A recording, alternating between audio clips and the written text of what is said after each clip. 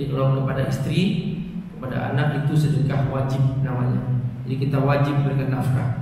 Karenanya kita tidak boleh mengata-ngatain istri dengan kata-kata yang aku sudah ngasih nafkah kepada kamu, aku sudah ngasih uang kepadamu.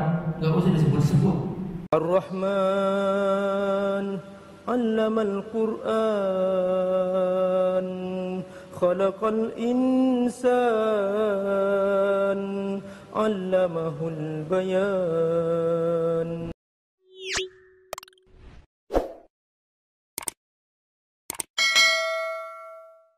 Bahwa surah Al-Fatihah ini kita baca setiap hari minimal 17 kali. Maka kita berusaha untuk bisa memahami maksudnya, supaya setiap kali kita membacanya Al-Fatihah menjadi penggerak dalam hidup kita, dan kita merasa selalu dipandu oleh surah Al-Fatihah. Karena Al-Fatihah ini hasil penelitian para ulama seperti Imam Ar-Razi dalam tafsirnya Mafatihul Ghaib dan Imam Ibnu Qayyim Al-Jauziyah dalam kitabnya Madarijus Salikin menjelaskan bahwa betapa semua pesan-pesan yang Allah sebar dalam Al-Quran itu terkandung dalam surah Al-Fatihah.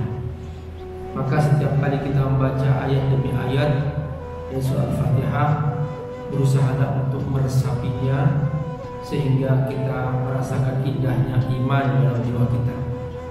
Ingat bahwa Bapak Ibu, segala sesuatu yang kita kerjakan jangan hanya berdasarkan kerja fisik saja, tetapi harus juga didukung oleh kerja rohani kita.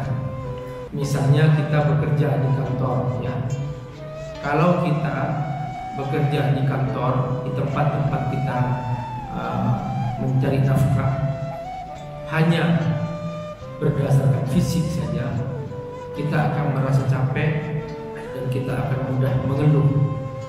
Tetapi kalau kita bekerja melibatkan rohani kita, bahwa ini adalah merupakan ibadah, dengan ini aku bisa menafkahi anak-anakku, istriku, sehingga mereka bisa beribadah juga, maka Bapak Ibu akan merasakan indah dalam pekerjaan kita.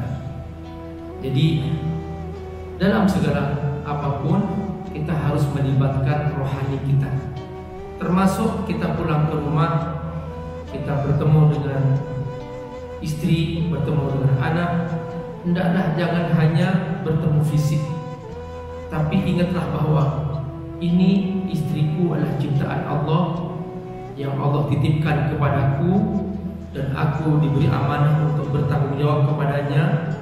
Maka dengan bersungguh-sungguh aku menjaganya, merawatnya, memberikan nafkah kepadanya, aku dapat pahala.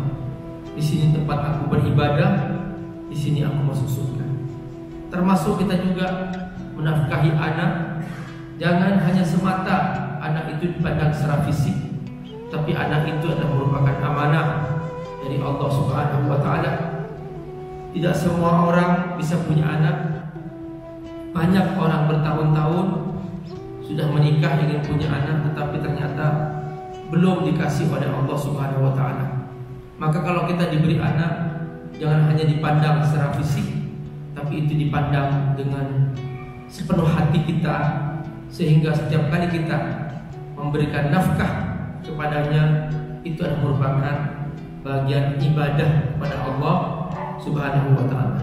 Bahkan dalam sebuah hadis dikatakan bahwa afdhalul infaq, ya, paling baiknya infak, ya, adalah, atau afdhalus sedekah, paling baiknya sedekah adalah sedekah yang kita berikan kepada keluarga kita, kepada istri kita, sekalipun itu bukan sedekah tatawuan, bukan sedekah sukarela, tapi itu adalah sedekah wajib.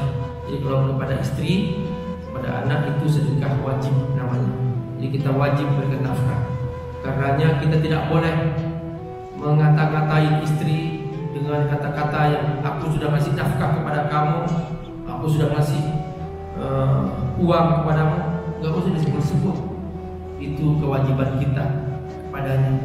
Sebaik-baik seorang suami adalah seorang yang berhasil menjaga perasaan keluarganya sehingga dia merasa aman dalam pangkuannya, dalam kebersamaan dengannya, sehingga dia merasa bahagia di rumah itu. Jadi demikian juga kita membaca surah Al-Fatihah. Setiap hari kita sholat, setiap hari kita membaca Al-Fatihah. Benarkah kita membaca Al-Fatihah dengan jiwa kita?